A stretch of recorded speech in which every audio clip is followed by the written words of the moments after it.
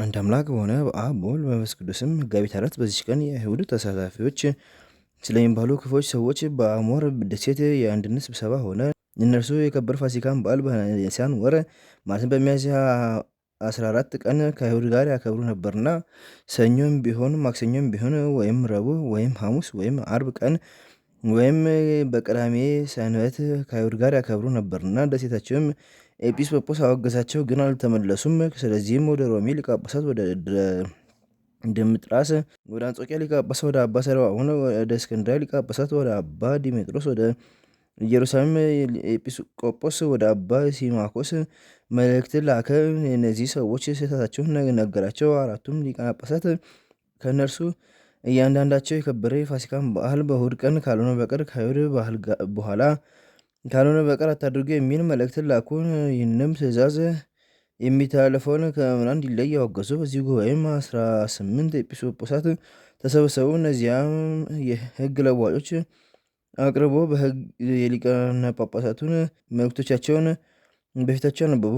ከእነርሱም ከክፋች መከራቸው የተመለሱ አሉ፣ በስህተታቸውም ጸንተው የቀሩ አሉ።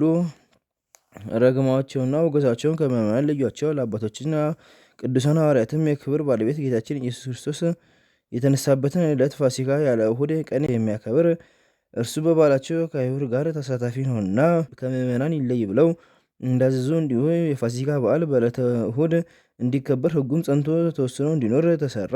እግዚአብሔር ከሴጣን ስህተት ይጠብቀን። በተጋድሏቸውና በትሩፋታቸው ደስ ባሰኙት በቅዱሳኑም ጸሎት ከወጥመዳቸውና ከሽንገላቸው ያድነን ዘንድ ለዘላለሙ አሜን። በዚችም ቀን የከበረ እና የተመሰገነ መኮንን ሐለኒዮስ ከጵንፍልያ አውራጃ ብርግያ በምትባል ከተማ በሰማዕትነት ሞተ።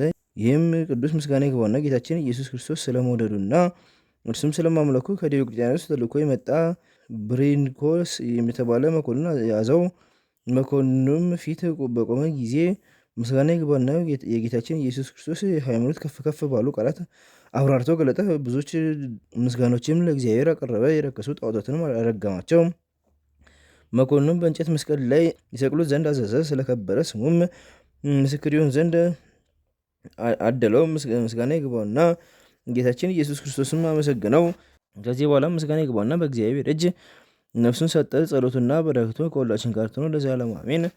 እንዛ አቅረብኩ ማህሌት አዘኪሬ ማላፍ እምነተ ጸምዱ ዘልፈ ለላነብብ ተወከፍ ዘንዴቴ መጽሐፈ እንተ ረሴከ እግዚኦ ጸሬቀ ውሉት ውኩፈ ምለአብኡ ብሏን ዘተርፈ ነቢያት ቅዱሳን ሐዋርያት ሰባኪያን ሰማዕት ወጻድቃን ደናግል አዲ ወመነኮሳት ሄራን ባርኩ በዘቲ መካን እስከ አረጋዊ ሊቅ ወምኑስ ሕፃን ለተጻፈው በክርስቶስ የተጻፈውን ዘይደርስ ወለዛ አነቡ ወለተረጎሙ ወለሰናዲስ ወለዘሰማ ቃሉ በዝነ መንፈስ ጸሎተሙ ማርያም አደቀተ ሁሉ እንባ ሰወር ማረን ኢየሱስ ክርስቶስ በቅዱሳኑ ጸሎት ይጠብቀን። በረከታቸውም ከኛ ጋር ትኑር። አምላክን በቀመቱ በመንፈሳን አቡነ ዘበሰማያት